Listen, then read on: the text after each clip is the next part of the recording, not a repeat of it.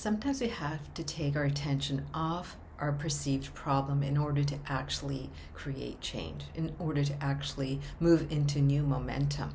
Because what happens is when we focus too much on a problem or what we see as a circumstance that's in our way, we get into a tunnel vision, and that blocks our success. It's like we're so focused on this piece that there's this whole energy and space around that we forget that we have access to at all times. And I find this so often when I work with people is that they're coming, of course, naturally because they haven't been able to progress at the level they know they're capable of, right? And they know something is possible. They're really ready for their bigger vision and they've been doing all these little pieces, but somehow it feels like they're still far away. And as I said, this is where it's like they're, whether you call it tunnel vision or so caught up in the trees that they can't even see the forest. This is easy to do, right? Because we're often trained to solve problems, right? What is the next thing that needs to be completed? What has to be in place for this to move forward? What has to change for me to experience joy or success or fulfillment, right?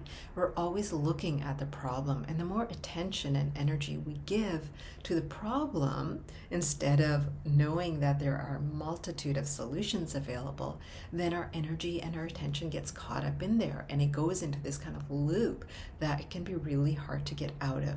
Now, this is highly common, right? This is not like, oh, only some people have this issue. It's very common. And certainly as an entrepreneur, you're going to probably come up with this on and like over and over again. But it happens in all aspects of life. Let me give you an example, and this is actually more of a personal example. It was a friend who contacted me, and she had a condo in which something had broken, and so she was like, "Oh, did you know anyone to be able to come and fix that, and also do a few other things in the place, and repairs and all that?" And so my first reaction was to answer her question because her attention was on, I need a repair person to do these particular things, and she'd come to a conclusion about everything that needed to be done. So I hadn't been a part of that. So my answer just went into, okay, let me think of someone. I did. And I was like about to say basically like, yeah, actually, I do know someone who might be able to help you. But I may need a bit more information first, right? So that led me to ask her another question.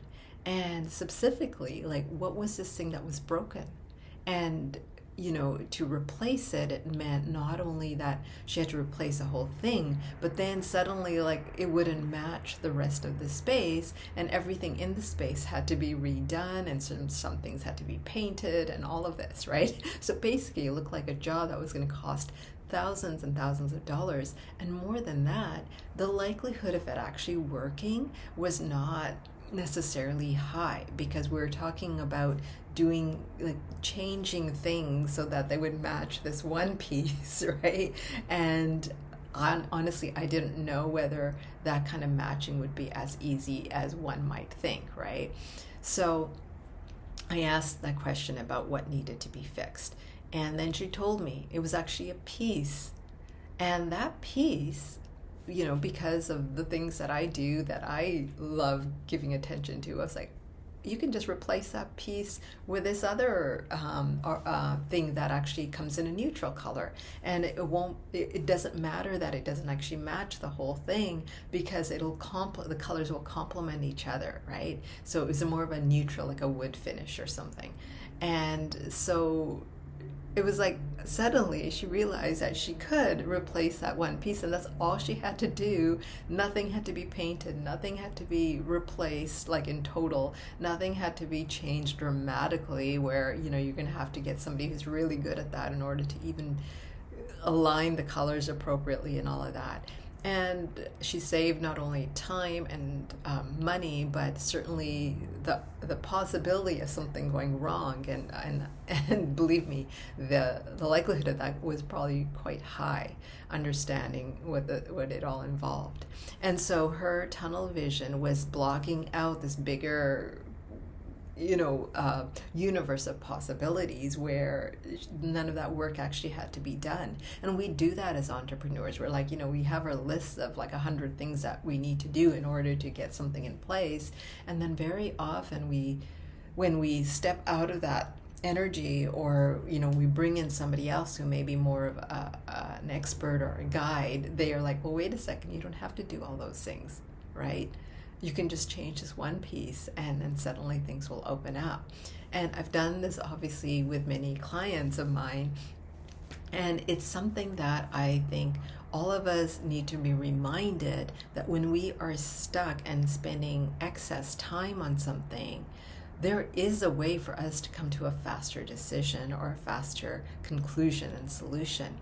And if we actually access that, whether it's through support of others, doing a bit of research, or really just stepping into sometimes the space of what is our higher vision, and are these 100 steps actually necessary, or can I actually tap into a faster way, an easier way, something that's actually naturally already available to me?